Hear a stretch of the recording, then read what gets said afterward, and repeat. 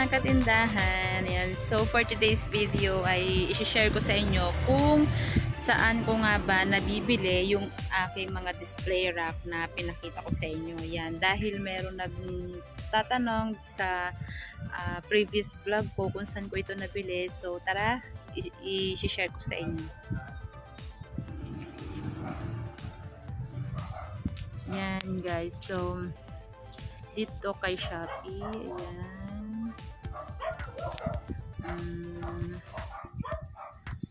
Search lang natin si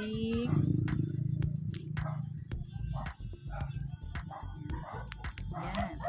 So ito mga katindahan sa The Beauty Hub Manila. Yan. So marami na akong na-order sa kanila. Ito din. The Beauty Hub Manila. 2 items, 3 items, 2 items, 9 items, 1 item. Yan. So ilan lahat yun? 10, 12, 13, 14, 15, 16, 17. Bali 17 pieces na acrylic yung nabili ko. So etong Sham yan. Dito tayo mag-end. Yan. So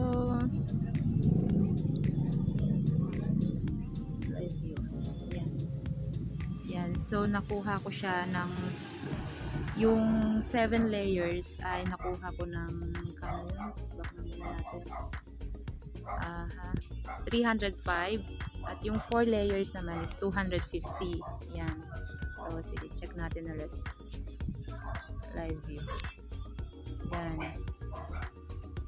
So 7 layers tin. Yan. Out of stock yung 7 layers tin nila. Pero itong 7 layer thick 338 siya ngayon.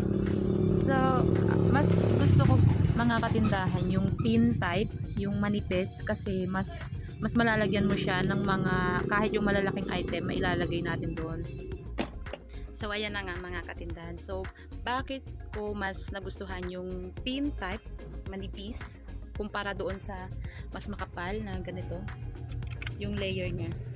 Yan. Kaya mas nagustuhan ko yung tin type dahil mailalagay natin yung mga matataba. Kagaya nito, pulbo. Kasi for sure kung yung makapal, yung thick na option or yung thick doon, ang pipiliin natin, hindi nakakasya to. Yan. Sayang kasi yung space. Kahit pa kakaunting space yan, napaka-importante niyan para sa kagaya natin ng mga nagtitinda. Kasi nga, madi-display natin ng maayos yung mga item natin yan. Kasi pagka yung thick yung kinuha natin, yung mas makapal, mga ganito lang ang may lalagay natin. Yan, mga ganyan lang yung may lalagay natin, yung maninipis lang na ganyan. Ay, maninipis, yung mga medyo payat lang. So itong ganitong matataba, kagaya niyan, lotion, yan, hindi natin siya mailalagay. Yun yung tip ko sa inyo mga katindahan kapag bibili kayo. Hindi porket nakalagay doon 18, kumbaga manipis, mahuna or marupok. Yung bagang hindi siya matibay, ganyan. Hindi. Kasi ito, experience ko na ito before sa mga pinagtrabahuan ko na cosmetics industry, ganyan na mas okay yung ganitong thin layer type, okay? Yan. Tapos mga katindahan, isa pang tip, no? Maganda na meron kayong ganito, lalo na kung meron kayong mga paninda ng kagaya nito.